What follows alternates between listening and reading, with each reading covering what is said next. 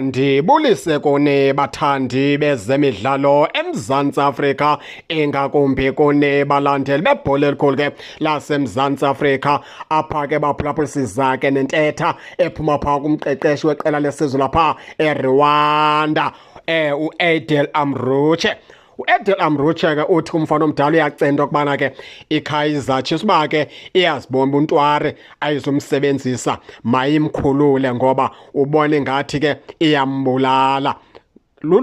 Intetha ke phuma phaa kumqeqeshi weqela lesizwe lapha eRwanda etsho ke emveni kwesehlo ke apho ibethwe khona eRwanda, ibethwa phaa yiSouth Africa ngo-3-0. Nizawukhumbula into yokubana ke onke la manqaku angene phaa kuNtware umfana omdala ebephuma ezandleni ngathi bewabhula onke ethi wabamba ibhola iphuncuke yongena emnathini. Performance ke kaNtware phaa ibiphuwa ngeyona ndlela umfana omdala, futhi ke kange aphakamise kwayena uvele umfana omdala ke wayekelela kakhulu, ibiphuwa kakhulu ke iperformance ke kaNtware phaa kulaa mdlalo. Futhi ke yandenzela ixhala, yandibuzisa imibuzo eminintsi engenampendulo.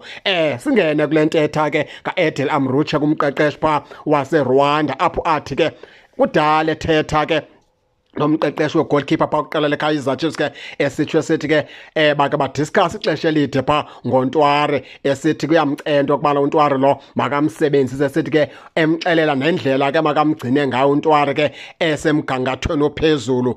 Umfana omdala ngelipheleleyo ufuna iKaizer Chiefs ke idlalise uNtware abe ngu-number 1 goalkeeper weKaizer Chiefs ngoba yena ethanda uNtware phaa kwesa squad sakhe saseRwanda. Wenze into yokubana uNtware athi tempi ke Rwanda asoleke fika uNtware ke noko esefomini ewuphethe umcimbi ke we-game time. Ucela ke ngoku abaqeqeshi beKaizer Chiefs lokubana ke bakhiphise uNtware, bacoache ngeyakhe indlela le ifunwa nguye, kukhitshiswe lona ugoalkeeper uthandwa nguye unguNtware. Ndicinga uba ke loo nto iphume kakhulu endleleni, ayiyonto irayithi omnye umqeqeshi into yokubana ke angacela itimu edlalelwa yiplayer ayithandayo into yokubana ke mayiqhubeleke idlalise yena. Okokuqala uNtware ulenikwe ithuba yiKaizer Chiefs, enikwa phaa nguNabi. Ndikhumbula kakuhle efika uKaizer Chiefs uNtware wayezoba ngu-number 1 goalkeeper ngoba walinikeza ithuba umfana omdala, wohlulakala wenza le nto kanye ayenze phaa kwesa squad saseRwanda kulawo magoli mathathu.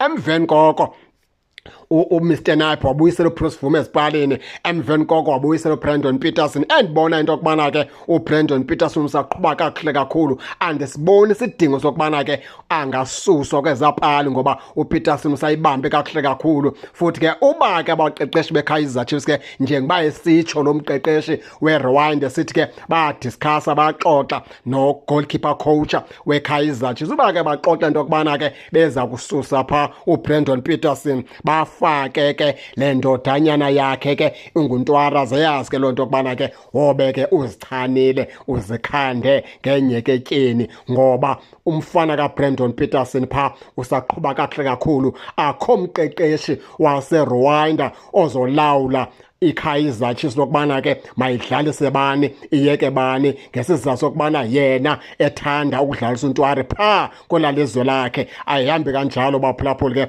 uNtware iperformance yakhe ibiphuwa kakhulu phaa xa bebedlala nebafana ibonwe nalusano lubomvu ke loo nto leyo. Ayonto ke leke ingabe inekwenza neKaizer Chiefs. Ithuba phaa ulinikwe iKaizer Chiefs uNtware kakhulu akanokhala. Baphulaphuli ke akusoyam ndodwa, nani ke ndingake ningene nitshone into yokubana niyiva njani le ntetha yalo mqeqeshi waseRwanda. Nize ke ningakhohlwa usubscribe kule channel ukuze ningaphoswa zezemidlalo endizanothulela zona kwixa elizayo kakuhle babukeli.